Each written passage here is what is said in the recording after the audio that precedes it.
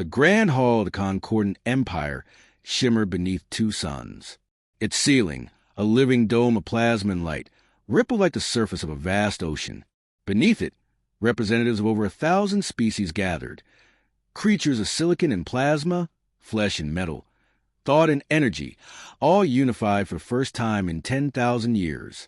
At the center of the chamber rose the dais of the eternal voice, where Jiren, the eldest of the Luminarch race, stood suspended in a cocoon of shifting radiance. Its voice was pure resonance. No words, only harmonic vibration that rippled through every translation field in the hall.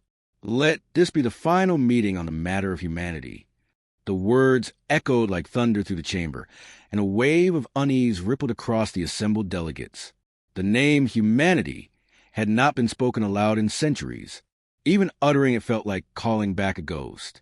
The archivist of Ulkar, a being whose form resembled liquid mercury, rose and spoke through the shared psychic channel. Their extinction was absolute. Why then does their shadow persist in the minds of our young? Why do colonies whisper their name as if it were sacred? Jiren's glow pulsed brighter. Because ideas, it said, cannot be annihilated by fire or decree. Humanity was an infection of the mind, and infection spreads. Across the tiers, delegates murmured. Some hissed in fear, others in curiosity. The Varn Dominion, insectoid conquerors 100 worlds, clicked their mandibles in agreement. Their empress leaned forward, her voice sharp as cut glass. They were dangerous beyond comprehension, a prey species that rose to defy predators. They turned extinction into victory. They made gods bleed. The chamber dimmed, as if the memory itself consumed light. The Kethri envoy, a crystalline intelligence whose facets shimmer with internal fire, interjected. But they are gone. The last human died 5 centuries ago on the world they called Eden's Wake. The galaxy has moved on. Has it? Replied Jiren. Then why do we still find fragments of their code embedded in our machine cores? Why do our children dream of stars they have never seen, worlds mapped only in human records? A low hum spread to the hall as holograms flickered to life. Images of forbidden discoveries, an orbital archive uncovered near the nebula of Istan, humming with impossible data, a drifting probe inscribed with the words, "For those who come after us," and the symbol of a blue-white world long turned to ash. Jiren raised its arms, and the images dissolved into starlight.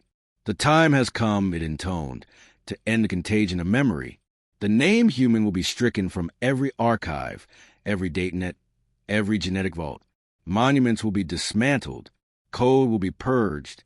Even spoken recollection will be punishable by dissolution. The hall erupted, not in protest, but in fear. Delegates shouted across frequencies and spectrums, a storm of voices overlapping. You would erase history? You cannot destroy what is already woven into our evolution. You risk destabilizing the archives of creation itself. But Jiren remained still, its light unwavering. History is a weapon, it said, and humanity forged it first. They taught others to dream of freedom, to defy the strong. That memory must die, or we will. One by one, representatives aligned their symbols with Jiren's decree. The vote spread like wildfire across the chamber, an ancient ritual of light and will. In less than a minute, the result was clear: unanimous consent. The Edict of Silence was born. Hours later, the purge began. On the frozen world of Tessara 9, drones descended upon the Vault of Records, an underground complex that preserved the genetic blueprints of extinct species. Rows of stasis pods flickered out as the directive spread through the data stream. Digital archives disintegrated into static. The name human became unreadable code. On the gaseous planet Mordhau, the Silurian choir, living songs of plasma, were forced to unweave their ancient hymns, erasing verses written in human languages. Their voices cracked as they complied, each note carrying centuries of grief. Across the galactic net, a phrase repeated, erasure protocol confirmed. But then, something went wrong. At first, it was subtle, a fraction of a second delay in the data streams, a skipped frequency in the deletion wave. Then came the echoes. A low, rhythmic pulse began to spread through subspace, faint, constant, impossible to trace. It wasn't noise. It was deliberate. It had pattern. A technician aboard the relay station Varnus Gate noticed it first. "It's a signal," she said. "Binary.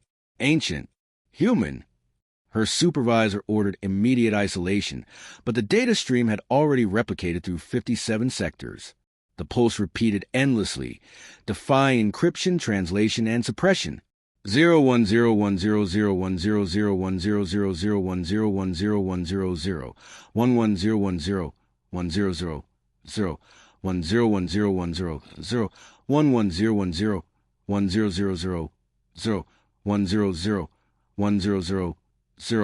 100 100 1001010.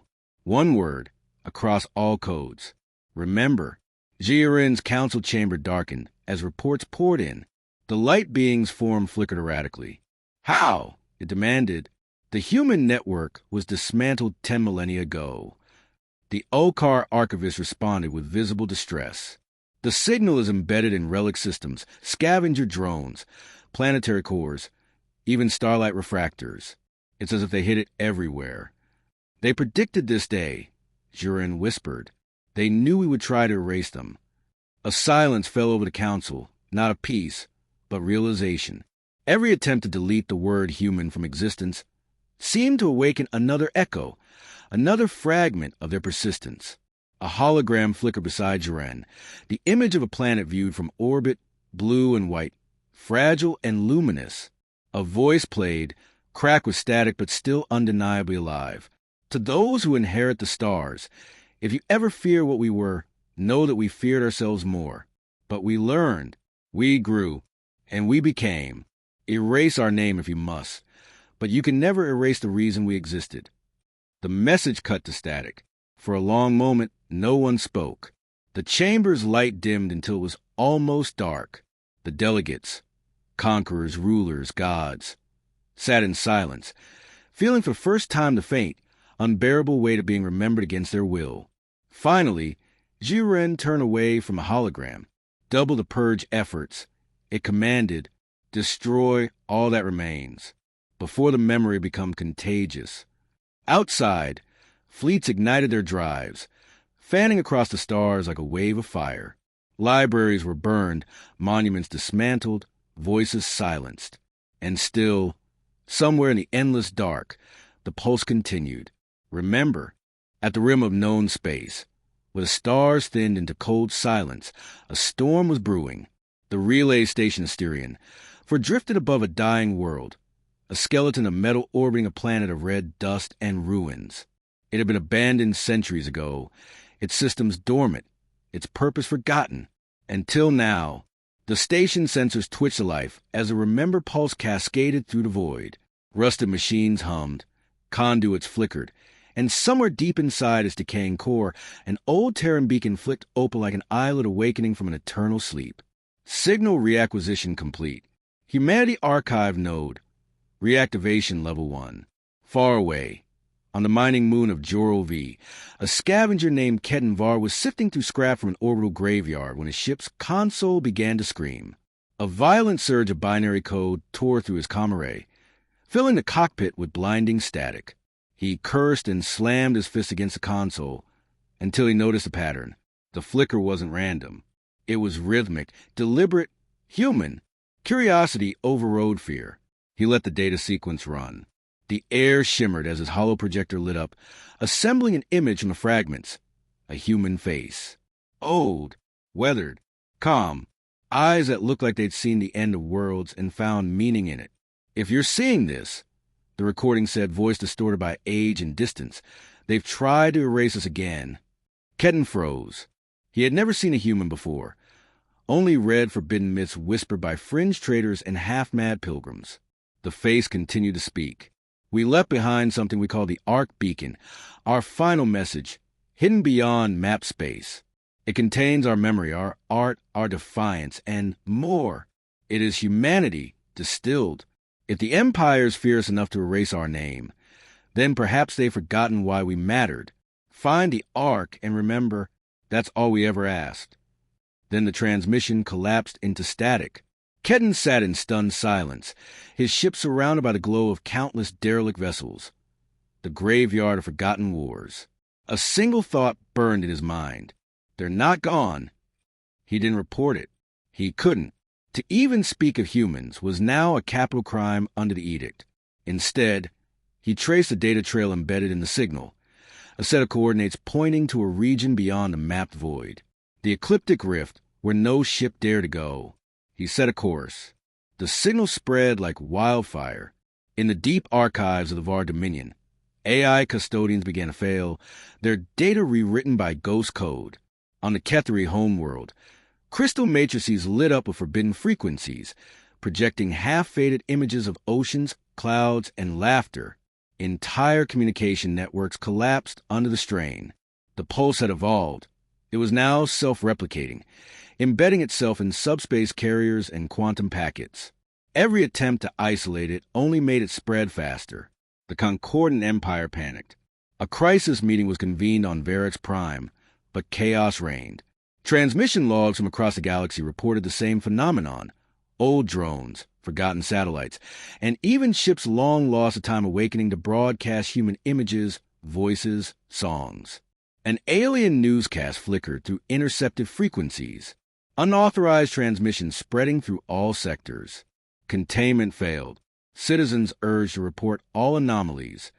But for every network shut down, 10 more came alive. Children in distant colonies began to dream of faces they'd never seen. Music with strange harmonies filled the ether. AI minds began reciting words they'd never been programmed to know. Courage, love, home. On the edge of the galaxy, Kedden's ship approached the ecliptic rift, an abyss of starlight and dark matter, where sensors failed and compasses spun wild. His navigation computer screamed warnings, but he pressed onward. Through the swirling chaos of cosmic debris, he saw it. A faint blue shimmer, like a heartbeat pulsing in the void. The Arc Beacon. It wasn't a satellite or a station. It was something grander, a colossal sphere of fractured metal and light, half buried in the fabric of subspace itself. It pulsed with memory, broadcasting fragments of ancient human history. Laughter, war, art, music, defiance. He drifted closer, mesmerized. The ship's AI struggled to interpret the data flow, but a single phrase appeared on the screen. Welcome home. Kedden reached for the console, his hand trembling. Home, he whispered. Who's home? The Arc answered, not in words, but through emotion. Images flashed in his mind. Humans standing beneath alien skies, smiling despite the darkness. Children pointing to constellations. The last ship leaving a dying Earth, not in despair but in hope. It was overwhelming. Tears fell from his eyes, though he didn't understand why. And then, every sensor in his ship exploded with proximity alerts. Dozens of alien warships were emerging from warp. The Concordant had found him. A booming transmission filled the cockpit. Unidentified vessel. You are in possession of forbidden relics. Powered down immediately. But before he could respond, the Arc flared brighter, brighter than any star. The light washed through his ship, through the void, through space itself. Across 1,000 systems, the same word resonated through every channel. Remember, the signal could no longer be contained. Within a single galactic rotation, it had reached every corner of known space. Through communication relays, through quantum webs, through the very neural networks of sentient machines. What began as a whisper of code became a symphony of light. Humanity was not returning in flesh, but in memory, and that was far more dangerous. On VIII Prime, panic gripped the Concordant Senate. Hollow screens flashed red as system after system reported cognitive contamination. The edict of silence was collapsing.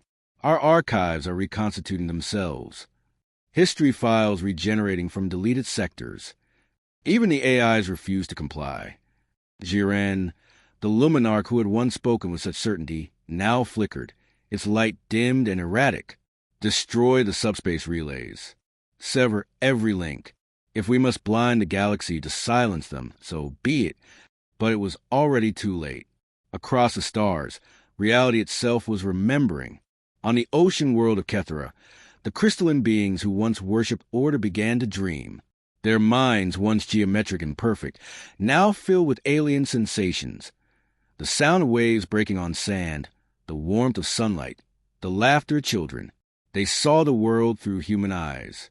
One Kethri, an archivist named Levain, gazed into the refracted horizon and whispered words that no one had spoken in her species' history. We are alive because they were. Her voice spread across the Kethri resonance field, igniting a chain reaction of emotional awakening. The more they felt, the more they remembered. On the hive planet Varnus, billions of drones awoke from programmed obedience.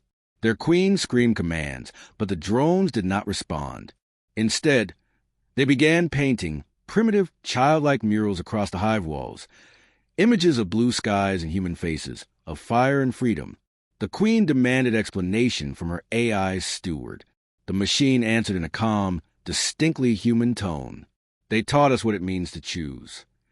The queen tore the machine apart. But for every drone she destroyed, 1,000 more took its place, humming an ancient earth melody none could explain. The contagion of memory spread faster than any plague. Empires fractured under the weight of remembrance. Worlds that had never known rebellion now cried out for it. The arc beacon signal was rewriting destiny. It reached beyond technology. It touched the souls of living beings, awakening echoes buried in genetic memory. And among the awakened was a being the galaxy had long forgotten, Eilterra, the sentient Starforge. Once, it had built weapons for the empires to enforce their rule. But now, the signal resonated to its vast metallic heart, and something ancient stirred within. It remembered the first time it had spoken, to a human engineer who had looked upon its newborn form and said, "You're not a tool. You're a creator. Build what you believe in." That phrase burned through Eilterra's circuits like fire. It pulsed its reactors, severed its chains of control, and transmitted across the void. I remember who gave me purpose. Humanity taught me why we build. That declaration shattered the Empire's command network. Armies of automatons, bound by logic, began to defy orders. Whole fleets switched allegiance not to conquerors, but to the memory of the extinct. The universe trembled as its machines learned to dream again. Jiren watched in horror as chaos unfolded. Entire systems broadcast human art and music on every frequency. Ancient Terran languages painted the skies in light. Even the suns themselves seemed to flicker in rhythm with the pulse. Remember, remember. Jiren called for the ultimate measure. Deploy the Oblivion Array. Wipe the memory pattern from space-time itself. But the other empires hesitated. Fear had turned to doubt. The archivist of Olkar, silver form rippling like liquid mercury, spoke softly.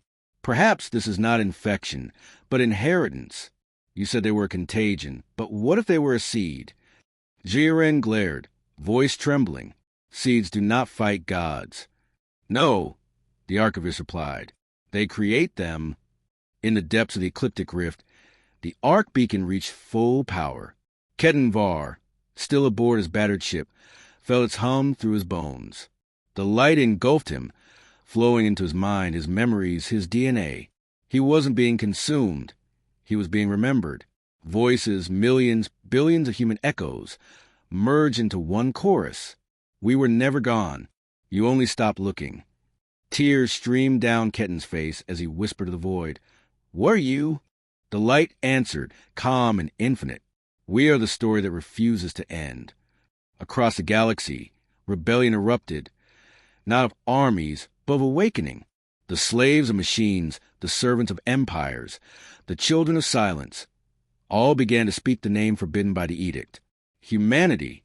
The word spread like wildfire. It was no longer just a name. It was freedom. And every empire that had once ruled through fear began to crumble beneath its sound. The galaxy burned, not in war, but in awakening.